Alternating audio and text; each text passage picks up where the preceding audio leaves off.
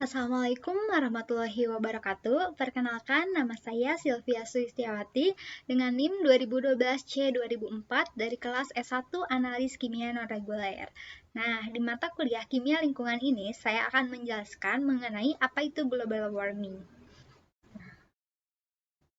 Global warming atau pemanasan global adalah suatu bentuk ketidakseimbangan ekosistem di bumi akibat terjadinya proses peningkatan suhu rata-rata atmosfer, laut, dan daratan di bumi. Suhu rata-rata global pada permukaan bumi telah meningkat 0,74 kurang lebih 0,18 derajat Celcius atau 1,33 kurang lebih 0,32 derajat Fahrenheit selama 100 tahun terakhir. Nah, apa saja sih penyebab global warming? Yang pertama, ada efek rumah kaca. Efek rumah kaca itu ada guna juga untuk bumi kita dalam hal memberi panas. Jika tidak ada efek rumah kaca, maka bumi ini akan diselimuti oleh dingin dengan suhu rata-rata sebesar 15 derajat Celcius. Bumi sebenarnya lebih panas 33 derajat Celcius dari suhu sebelumnya. Namun, apabila gas-gas tersebut telah berlebihan di atmosfer, maka akan mengakibatkan pemanasan global. Nah, yang kedua ada efek umpan balik. Umpan balik di sini contohnya adalah penguapan air, penguapan awan, dan sirnanya kemampuan es dalam memantulkan cahaya yang menyebabkan terjadinya peningkatan efek pemanasan. Nah, yang ketiga ada variasi matahari. Penyebab pemanasan global karena variasi matahari dengan pemanasan akibat efek rumah kaca adalah pada variasi matahari terjadi peningkatan aktivitas matahari tersebut mampu menaikkan suhu stratosfer. Sebaliknya, efek rumah kaca akan menurunkan suhu stratosfer. Namun, sebagian besar pemanasan yang terjadi pada dekade-dekade terakhir ini disebabkan oleh gas-gas rumah kaca.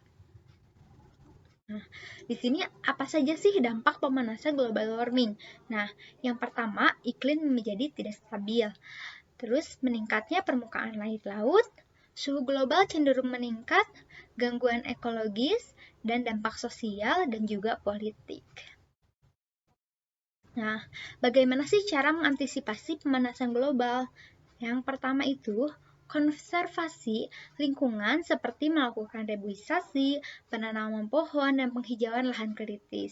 Yang kedua, menggunakan energi yang bersumber dari energi alternatif, contohnya energi air, matahari, angin, atau bioenergi, guna mengurangi penggunaan energi bahan bakar fosil seperti minyak bumi dan batu bara. Yang ketiga, daur ulang dan efisiensi energi. Dan yang keempat, yaitu berupaya pendidikan kepada masyarakat luas dengan memberikan pemahaman atau sosialisasi dan penerapan untuk mencegah terjadinya pemanasan global. Nah, di sini ada sebuah contoh kasus nih.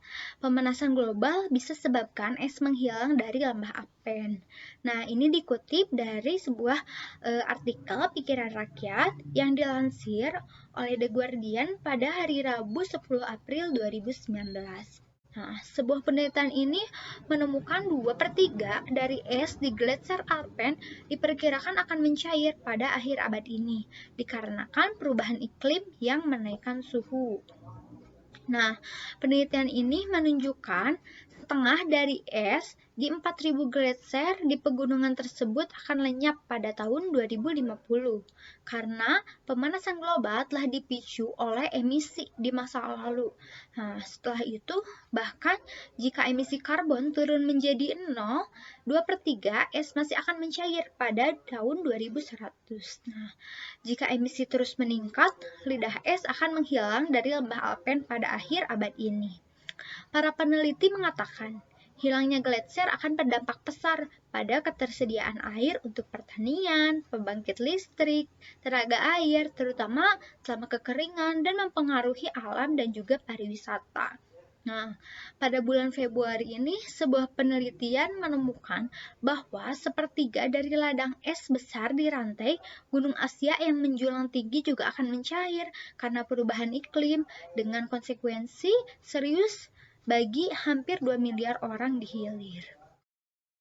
Nah, di sini bisa kita lihat ya, gletser di sepanjang rentang Hindukush dan Himalaya berada di ketinggian yang lebih tinggi, lebih dingin Tetapi jika emisi karbon global tidak tertangani, 2/3 dari es di kedua pegunungan tersebut akan mencair pada tahun 2100. Nah, gletser yang mencair berkontribusi pada kenaikan permukaan laut, tetapi hampir 3/4 dari air ini berasal dari Greenland dan Antartika. Hindukush, Himalaya, Patagonia, dan Islandia juga signifikan.